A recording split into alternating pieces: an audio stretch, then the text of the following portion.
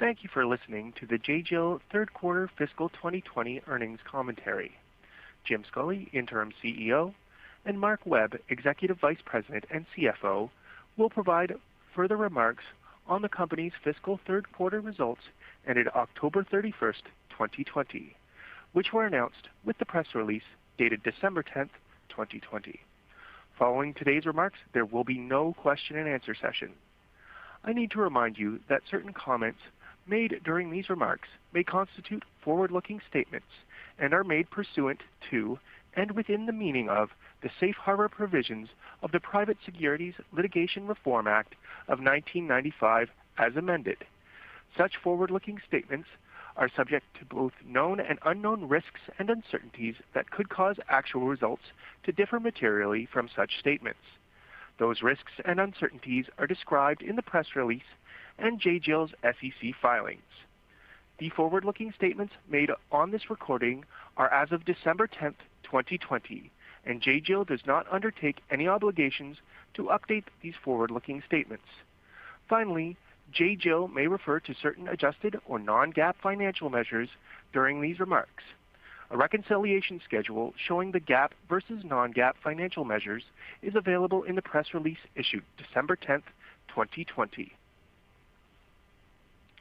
If you do not have a copy of today's press release, you may obtain one by visiting the Investor Relations page of the website at jjill.com.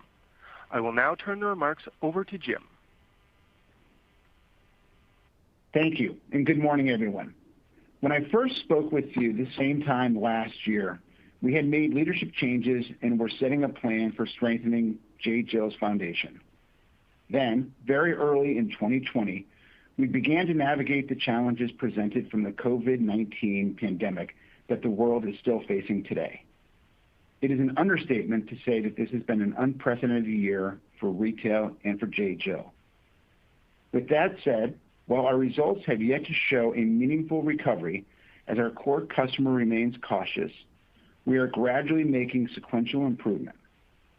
Importantly, during the third quarter, we made significant progress in positioning J.Jill for its next chapter, including our previously announced agreement with our lenders, which provides us the needed flexibility to build our path back to profitable growth, as well as the announcement of our permanent CEO, Claire Spofford, who will begin her role early next year. In addition to these announcements, we have also reevaluated our operating model and taken several steps to strengthen it for the future. We are optimizing our product assortment and streamlining the number of product flows, which will improve the efficiency of product development activities, as well as store and e-commerce operations. We have reviewed our marketing mix, reducing the number of important but expensive catalog drops to be in line with the new product flows. We have adjusted our organizational overhead to reflect a simplified way of working, and we've reviewed our historically strong store fleet with a critical eye on traffic and revenue potential, and made tough decisions to close lower performing, predominantly mall-based stores. As J.Jill embarks on its next chapter, I'm excited to have Claire join as permanent CEO beginning in early February. Claire is returning to the company with a strong knowledge of J.Jill's incredible, loyal customer base and has a proven track record of evolving brands into profitable, digitally driven businesses. As I transition back to my role as director, I look forward to continuing to work with Claire and the rest of the team as I continue to believe in the power that is yet to be unlocked from this brand. I will now turn the call over to Mark to review our results and provide more detail with regards to our financial and operating restructuring. Mark? Thank you, Jim.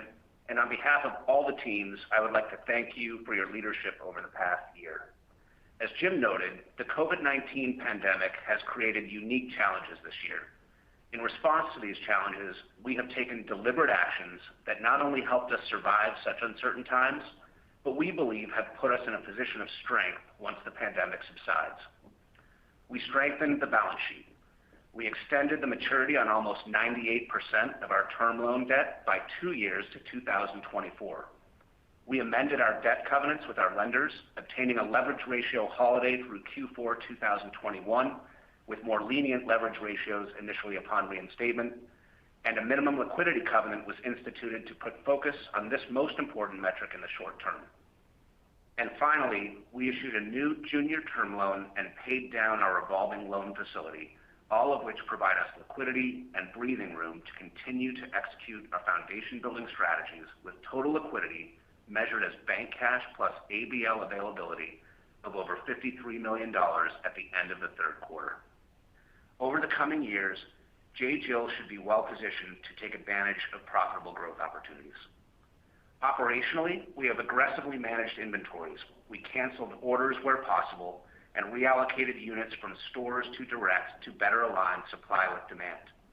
And as necessary, we took markdowns and carved out units for third-party liquidation in order to end 2020 as clean as possible to enable us to position for recovery in 2021. The gross margin in Q3 reflects these actions, with the majority of the 550 basis point decline coming from clearance activities, including the impact of third-party liquidations. End-of-quarter inventories finished down almost 17% compared to last year.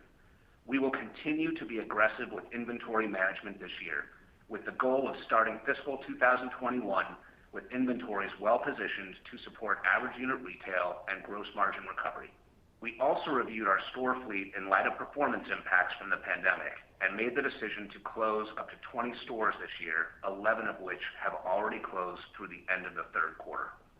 We will continue to review the fleet in 2021 for further optimization opportunities. We believe physical stores are a critical channel for J.Jill and do not rule out a return to store growth in the future once the full effects of the pandemic on malls and customer shopping patterns is understood. We believe that the actions we have taken, including those that Jim reviewed, will contribute to a stronger foundation from which J.Jill can grow in the future. Now, let me quickly cover a few key highlights from our third quarter performance. Third quarter revenue sequentially improved compared to second quarter, achieving 70% of last year's sales levels. All stores were open as of the start of the quarter, though many operated on reduced operating hours to control variable costs as store demand continued to recover. Direct revenues were up 4% for the quarter, and penetration remained quite healthy at 63% of total sales. With regards to profitability, as previously mentioned, gross margin of 58.9% was primarily impacted by actions taken to manage inventory aggressively to set J.Jill up for recovery in 2021. SG&A expenses were down $6 million compared to last year, despite $13 million of non-recurring expenses primarily driven by transaction-related costs incurred during the quarter. Expense savings were driven by reduced marketing spend, lower store selling costs associated with fewer operating hours, and reductions in overhead headcount. In summary, we have taken many actions this year that we believe strengthen the operational foundation of the company. We know there is much work to be done, and uncertainty remains in the macro environment related to the COVID-19 pandemic. But with improved operational discipline and greater financial flexibility, we are confident that the steps we have taken will set us up well in 2021 and beyond. I will now turn the call back to Jim for his closing remarks. Jim? While this year has presented incredible challenges to the organization, I am so proud of everyone's efforts and dedication during this time. I want to thank all of our teams for the hard work and wish everyone a happy and healthy holiday season. This concludes the J.Jill third quarter fiscal 2020 earnings commentary. We thank you for your participation. You may now disconnect.